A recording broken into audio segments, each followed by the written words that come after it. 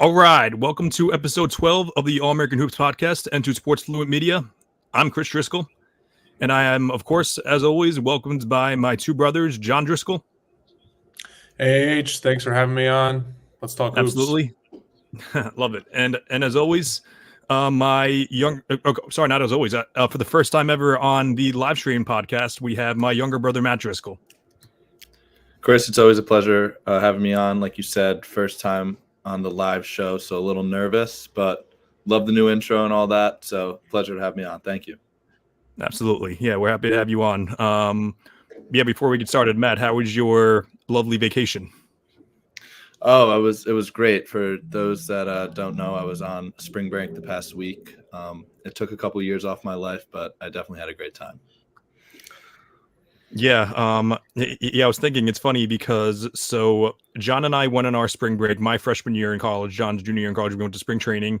Then Matt went to Cancun this year, and our younger sister is currently, I'm not going to say where she is, but she's currently building houses for her spring break. So she's a significantly better person than all three of us. So Yes. that's good. That's good to know. Correct. Yeah, but yeah, so we're going to start off the show with something a little bit different than usual. As you know, like more than 99% of the show, we talk about the NBA. But however, since this is a basketball show, and since this topic does sit close to home, a week ago today, the Manasquan High School boys basketball team was playing in the New Jersey Group 2 semifinals against Camden. And it was all over the national news. Like I'm sure those of you watching now, those of you who are going to be watching later, know about it already. But Manasquan had the chance to win. The player hit the shot. The ball went through the hoop before the buzzer sounded. But yet the officials did not think otherwise. Not only did they think that, they also had the chance to think about it. They talked with the rep there, and then they reversed the call to call it no good.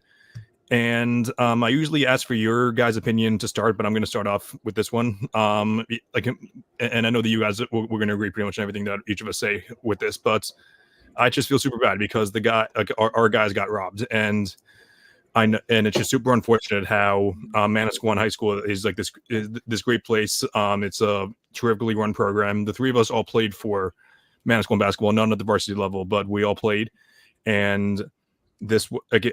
And it's funny because even though none of us really cared that much about high school basketball because we're all done with that now, all of us are like a little annoyed with the subject simply because we truly felt that that they got robbed. And I have a couple more things to say about that. But Matt, do you have anything else you want to add? Like you said, I really haven't been paying attention to Manasquan basketball like since I graduated. Like I stopped playing after my sophomore year, but still kept up with it in my junior and senior years because I had a couple buddies on the team. But like you said, this was a tough story to miss. It was on the national media and everything. The putback, clearly he got it off in time. And it's just like this problem is in the NBA too. There's just no accountability with these refs. They're going to continue to ref these important games, and to just miss a call like that, and not even just to miss the call, but to make the correct call on the floor, and then two of the three refs left the floor and then came back, and then they reversed the call. It's just very sad that some of these kids' athletic careers ended because of refs, because the game was decided because it's three officials. It's just not fair to those kids. Yeah, I think you guys hit it on all multiple great points. Me and Matt, I reffed a little intramural basketball in college. Matt currently does too, and we can tell you firsthand, reffing is an incredibly difficult job. We get that, but on the other hand, it would be one thing if they got the call wrong right off the bat, and it would just be we could see and say, okay, it was a bang bang play, wrong call, that sucks, but it is what it is. It kind of just seemed a little unfair that they made the correct call and then something happened where they decided to overturn it based on nothing. I just feel for the guys. We all played organized sports in high school. We know how many hours are put in on a weekly basis, how much time you allocate towards the team, and for it to end like that. And I think Manasquan was a pretty big underdog going to the game, so it would have been one of the bigger wins for the entire program in its history. So it just sucks that it kind of ended up like that. But yeah, they got robbed.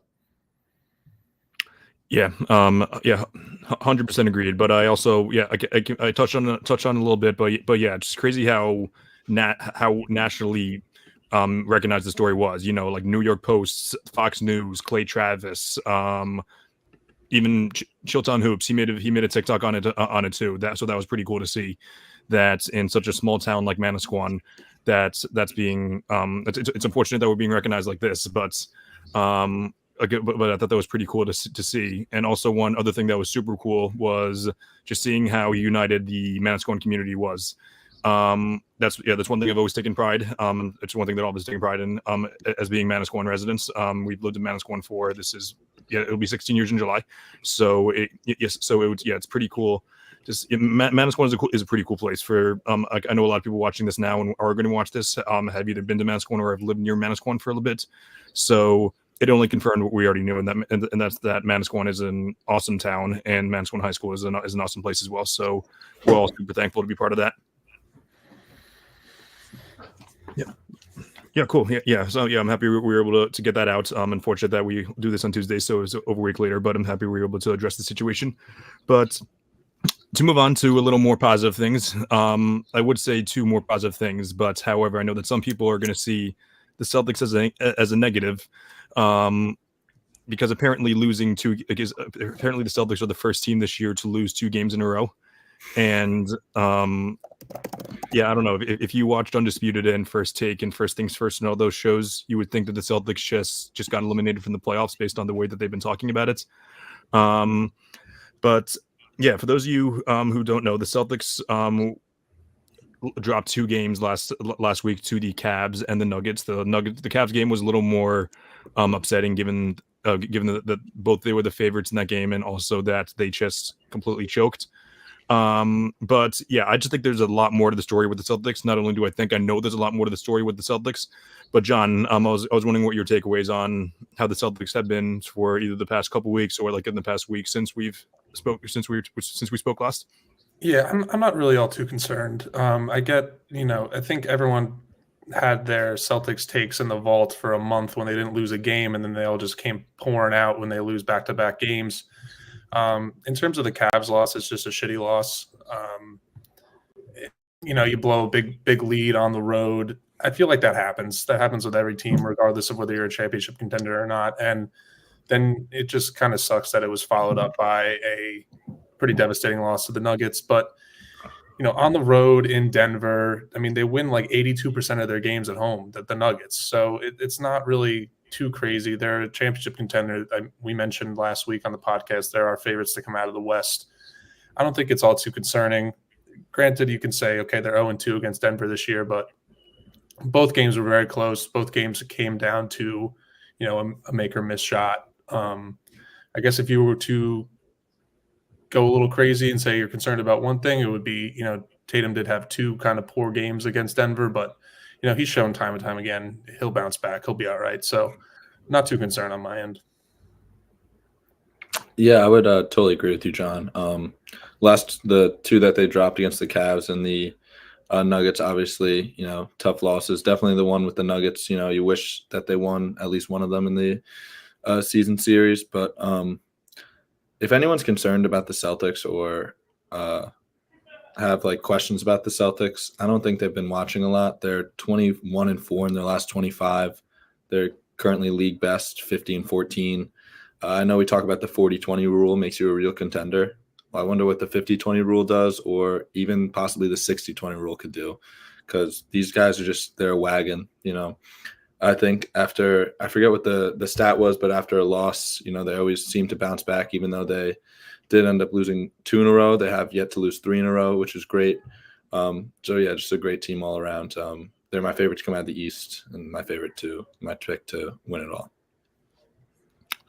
Yeah, both you nailed on the head. I would say the only thing that I'm concerned about is Our friend Matt McCann sent this in our Celtic group chat the other day, but I'm pretty sure that they're 1-6 in the since January 1st against teams that have a 600 winning percentage. But again, that's a very like believe it or not, January 1st is actually a long time ago at this point. It's been 2.5 months, so it's a long time in a very small sample size. So it's is that concerning? If that is probably the biggest concern, I'd say, is their ability to not ability, but just the fact that they haven't closed against the best teams. But however, some of those games they did have injuries, and also some of those games just came down to the wire. So I would say, at the end of the day, you're going to lose some games. You might as well lose to the best teams. And also, yeah, as Matt said, yeah, I didn't realize they were 21-4, but I did know that they've won 13 out of their last 15, and they've won 50 games before any other team wins 46. So valid concerns, but but this is still the best team in the league. I think there's also something to say about just facing adversity. I think it's important for teams to face adversity. You don't want to steamroll your way through granted, it would be lovely to steamroll your way through the regular season, but it's nice to be able to see what happens if after a tough loss, how do they respond? And, for the most part throughout the year, after a tough loss, they've responded well. And I think hopefully that continues throughout the regular season and then into the playoffs. Yeah, that's a great point, John. Obviously, last night's game against the Trailblazers wasn't a lot of adversity, but the previous game against the Suns, which was the game after the Nuggets loss, it was a very close game, and I think they needed to show – well, they've shown it all year, but show in the past couple games that they can win these close games and win in these clutch moments. So I thought that was a very important win. Yeah, 100% agreed. But obviously only time and Dan Greenberg from Barstool Sports even said today, someone was saying it was I forgot what the tweet was exactly, but it was about how Tatum Tatum came back and had like a great close yesterday, and then someone said only thing that matters is that he wins the ring, which is 100% true. Only thing that matters at the end of the day is that they win. But it's March. We gotta wait. We gotta wait until then. But and just see what we have in front of us now, which is the best team in the league, who has just had a handful of bad losses. So, be concerned all you want. No one's gonna stop you there. But objectively speaking, this team is still a fantastic team and one of the best teams that we've seen in the past few years. So getting me riled up with talk about high school basketball and the Celtics, and this episode's like my bread and butter, because now we're talking about, because the third topic is about the history of basketball, which if you guys obviously you guys know that I've made my own top 100 list, and I'm currently in the process of expanding that even more, and obviously in that list is going to be 90s players, because I include players from every single era. Because I don't know about everyone else, but I'm not done with the 90s. The 90s are I'm not gonna gloat and talk about how the 90s were so much better today. Because obviously they're not that much better. I think that today's game is the best, but however, I do think that we should respect our history. I know that John and Matt aren't really as into basketball history as I am, but I'd still like to know what your thoughts are. Maybe Matt, you can give your take on that. Yeah, when you sent out the agenda about the 90s draft, I get, people on Twitter have been saying that we're done with the 90s. I was a little nervous because I thought you might wipe the floor with me and John with the amount about the history of the game. But, looking at it, I do believe that the game is the best it's ever been. And I think that's just going to keep the way it's just going to. That's just how it is. Like, every sport just evolves and evolves and evolves, and it keeps getting better and better every year and every generation.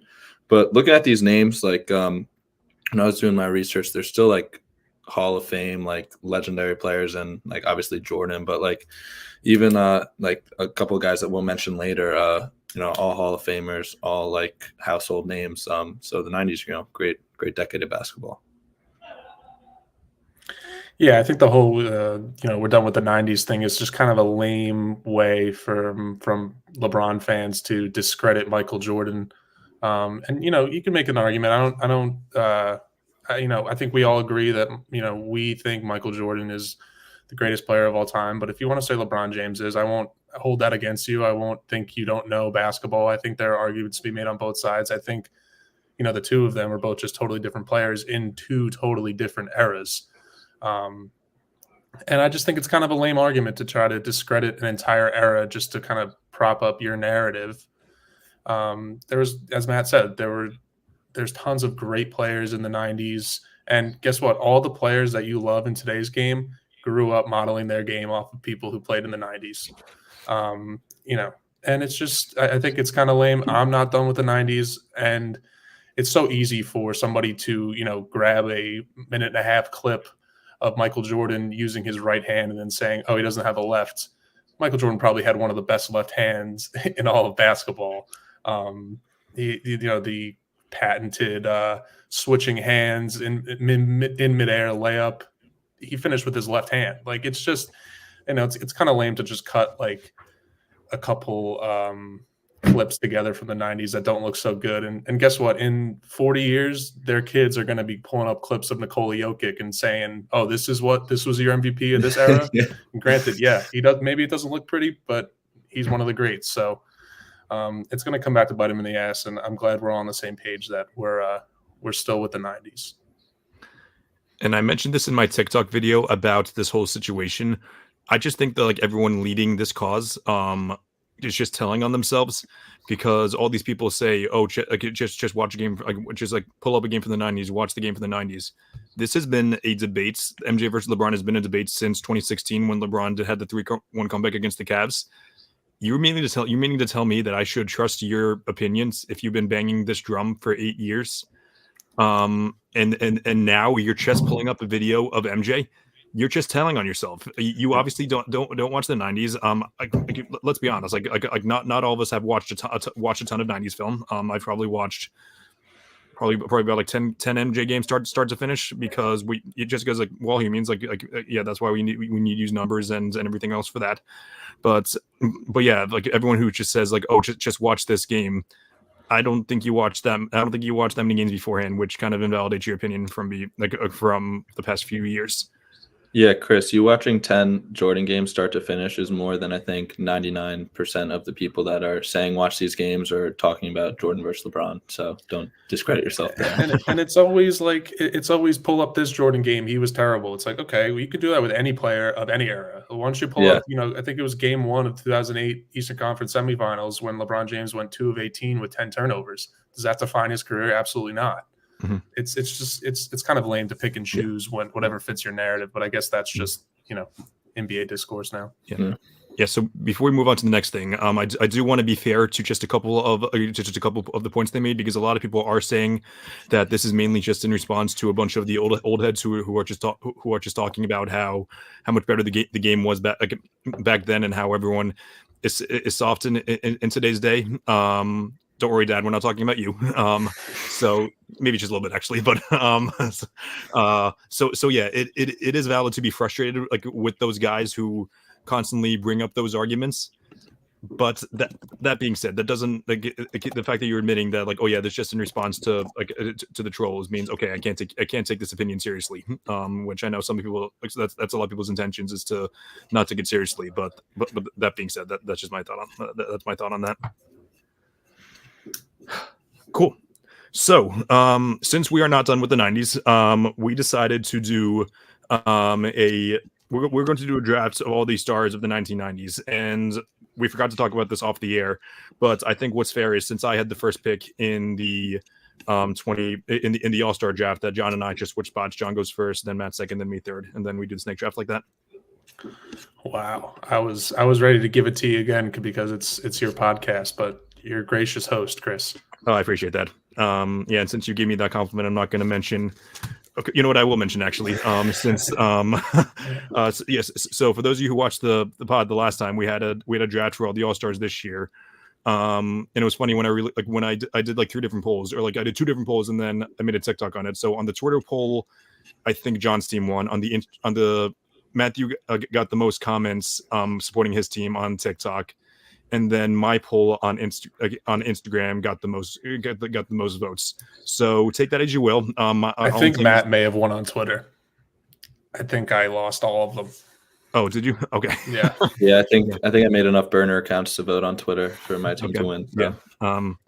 Yeah, and I'm not going to mention that half of John's votes on Instagram were him and his girlfriend. So we'll hold the page after that. But, I can't believe she didn't make other accounts and voted for me. It's ridiculous. Yeah, that's okay. Yeah, so yeah, but yes, so we'll do John 1, Matthew 2, then me 3, and then I'll go 4, Matt 5, John 6, and so on and so forth. So we're going to do it's all players that played throughout the 90s, or most importantly, like their primes were in the 90s, and we're going to put together the best starting 5 and 6th man. So it's gonna be a total of 18 players.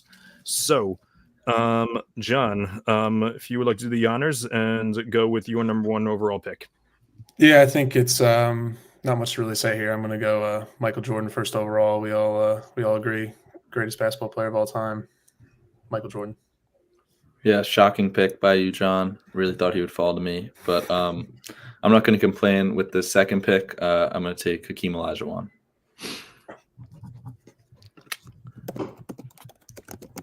Yep, easy 1 and 2 pick there. Yeah, so this is so after like the 2 main guys are off the board, this is where you really have to start strategizing and see, do I go the best guy on the board? Do I go do I go by chemistry? Do I go by positional value? And I do think positional value is important in the strats. Not only do I think the positional value is important, I think that breaking up chemistry is important. So with my 3rd overall pick, I'm going to go with Scottie Pippen. Good pick. And then my 2nd pick and the 4th overall pick, I'm probably going to go with. It's funny. I don't know. I this, you thought I would have prepared more, but yeah, I'm going to go with John Stockton. I think. Yeah. He's eight-time All-Star, I think. 6-time All-NBA throughout the 90s, and obviously one of the best passers of all time. So, yeah, I think he'll play every game. That's true. He will. Yeah, that was a great pick, Chris. I was going to take him if he fell to me. I was going to take one of these two, which you talk about breaking up chemistry. So I'm going to take, off the court issues aside, I'm going to take Karl Malone with my 2nd pick. I think for a lot of these guys, we're going to have to go off the court issues aside, including both of mine. So maybe not as much as yours, but yeah. Okay, so I'm looking at this. It's tough because we mentioned it off the pod earlier. It gets kind of thin around the small forward position, and when we all agreed that we weren't going to pick a power forward to slide into that 3 spot. But I have back-to-back picks, so I'm going to go. It's tough because there are players on this list that played in the 90s but kind of hit their prime in the early 2000s. So the way I'm picking, at least, is that I'm picking how they played in the 90s, not essentially over the course of their career or their prime. So I'm going to take the –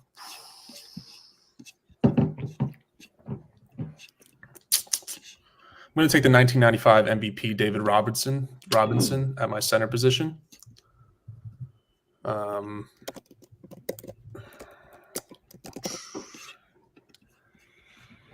And I guess because I think it's going to be pretty thin by the time it wraps back to me in the small forward position, I'm going to take Clyde with my next pick. So back to me. Yep. Yeah. Clyde gave MJ the biggest run for his money out of anyone in the finals, I'd say. Yep. Mm-hmm. Yeah. That is a position I should say. Yeah. All right. So I think with my 3rd pick, like you said, with the small forward position, very thin. I'm between 2 guys right now. But I think this guy has better accolades in the 90s. I'm going to go with Grant Hill, 5-time All-Star in the 90s. He got 5 years with MVP votes. Obviously I think he was drafted in 94, 95. So a lot of his success was more in the early 2000s, but still had a very good resume in the 90s. Great pick. Sorry, who was that? Grant Hill. Grant Hill, nice. So I think my next guy, I'm gonna go. It's funny because I think he's a textbook example of someone who was maybe a little overrated by like the all-time greats, or not, but maybe by like all-time greats at the beginning. But then I feel like now a lot of people look at his accolades and see that he's not really that impressive. But however, you guys know I'm a big advanced stats guy, and if you look at a lot of the advanced stats and a lot of the big time games he comes in, I'm actually going to go with Reggie Miller. Oh, God damn it, Chris. Yeah, the all-time three-point leader when he retired, and I think it was a solid 10 years after when Ray Allen took it from him. So, and also as I mentioned, like his like advanced stats numbers go wild. Like I know like a lot of people who, like a lot of like the advanced nerds, they have him in like near like the top 30s area, which I don't have him that. I have him like the 60s, but still, it's still someone who I think is pretty underrated. The second best Miller in the family, because we know Cheryl Miller hold it down in that family. Yeah. And then, who should I go with next? I think I'm going to go with. So, I know this is the okay. You know, and I know he was better in the 2000s than he was in the 90s. However, Shaq was still a monster in the 90s. He beat MJ and I believe it was. It was 95. So and everyone says that they would that the Bulls would have beaten them if MJ had didn't have his baseball body, but I think they really lost because Shaq was so unstoppable and they didn't have anyone to stop him. So as much as Shaq was better with the Lakers, he was still filthy with the Magic too. That was your second pick, right, Chris? That was, yes. All right. So for I need a point guard and a two guard. This guy I feel like isn't really talked about a lot when we talk about, like, obviously not all-time discussions, but even like we talk about in the 90s, I feel like he's brushed down a lot, and this is Mitch Richmond. Ooh. 6-time All-Star. He won a championship, but that wasn't in the 90s. It was the early 2000s. 5-time All-NBA. He won Rookie of the Year in 1988-89. So, yeah, he's going to be my two guard.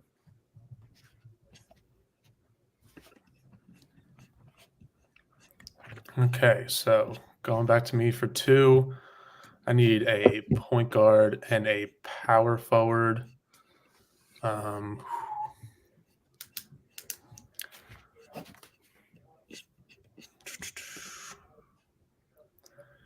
guess I'm pretty much between, for the power forward position, I'm between Dennis Rodman and Charles Barkley, kind of two pretty opposite players in a sense.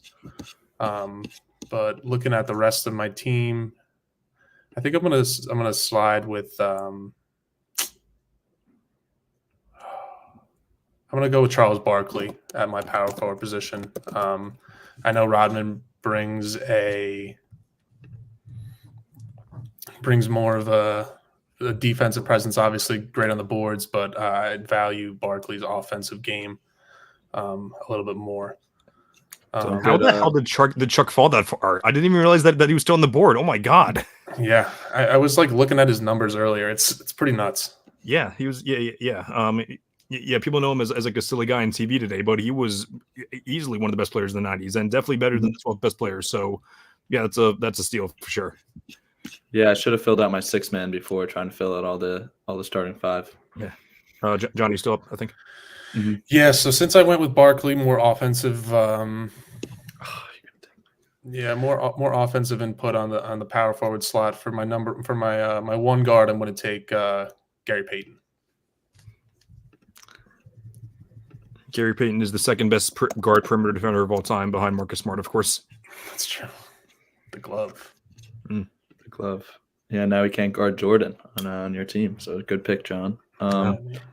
Again, my pick got stolen because I have yet to be in the first or third pick of the draft, so I can't have a snake pick, but I digress. So I need a point guard and a 6-man. I'm just going to fill out my starting five and take Penny Hardaway as my one. I know I talk about inefficiency, but he's still a very good player. Okay. So I got my 2 guards. I got my center and my 3. So now I need my 4. I'm going to go with Sean Kemp. I think that he's one of the more him and Gary Payton were definitely one of the more underrated duos of the 90s. People can talk about Stockton and Malone being the best duo to never win the finals. I think that's they talk Stockton and Malone, they talk KD and Russ. I think that's Kemp and GP are very high up there as well. So yeah, we could use some more grit on this team too. So that fills out my starting 5. For my 6th man, lots of good options here. So I think I'm going to go with I'm going to go with this guy won Finals MVP in 1989. So not 1990, but I'm going to go with Joe Dumars of the Bad Boy Pistons. So yeah, we got a lot of it's I have a very 90s team. Not many shooters except for Reggie, but still just a lot of dogs. So I'm happy with that. Yeah, very, very good pick by you, Chris. I know Dad always talks about how good those Pistons teams were, and he was one of the main reasons why they won. With my 6th pick for my 6th man, this is the main reason is so I don't get yelled at by Dean when I go back out into the living room. I'm going to pick the greatest one of the greatest Knicks of all time. I don't know if you can call him the greatest Knick of all time, but Patrick Ewing. He's the 2nd greatest Knick behind Jalen Brunson, of course. Charlotte Worth Lloyd, the 70s. Maybe we'll do a 70s draft next. Kidding. 70s draft.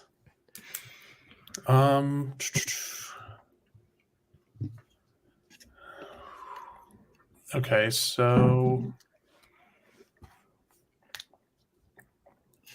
it's funny. I was nervous. I was choosing between Barkley and Rodman. And Rodman wrapped all the way back around here, but I'm still going to pass up on Rodman again, actually.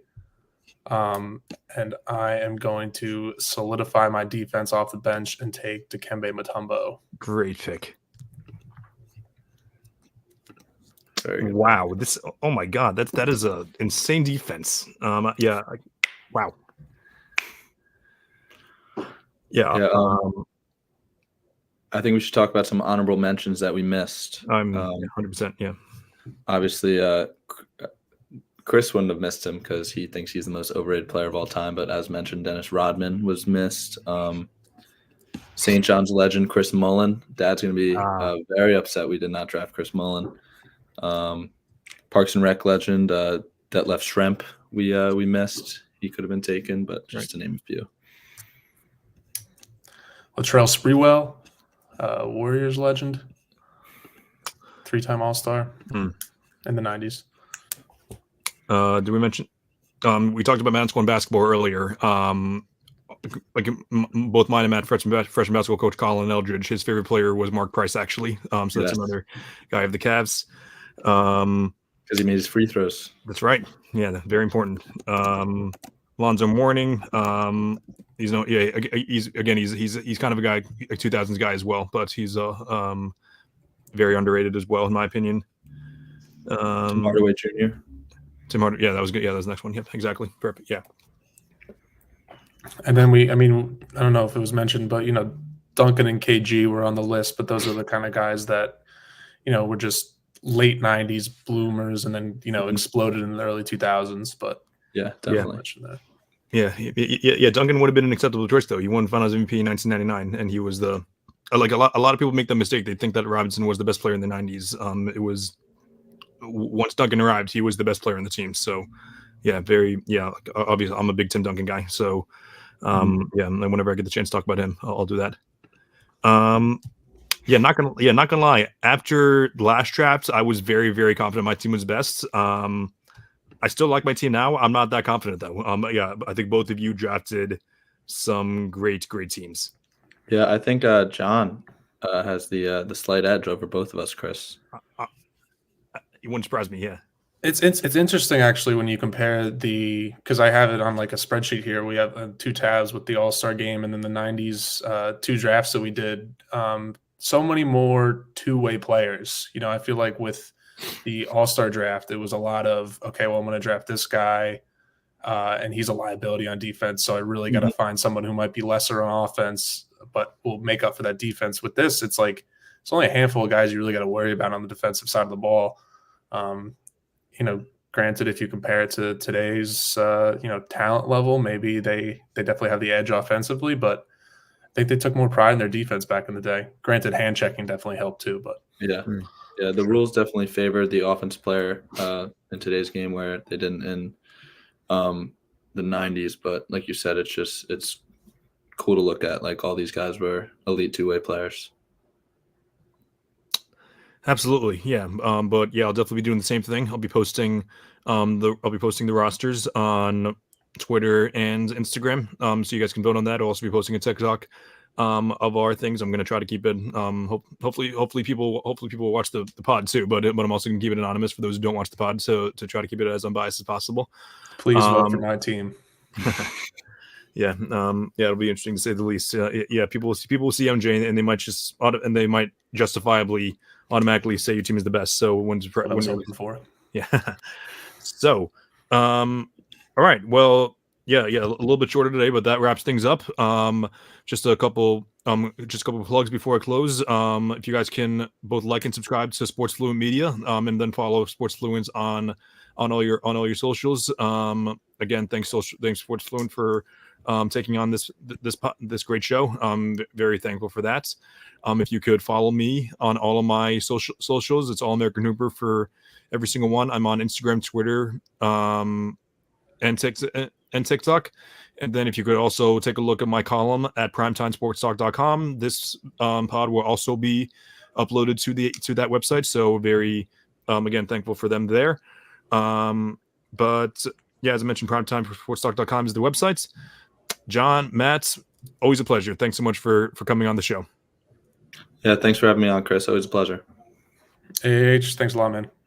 Appreciate it. Everyone else, thanks for tuning in. If you're watching live, thanks so much now. If you wait until afterwards, again, thank you so much for tuning in. And I hope everyone else has a great night.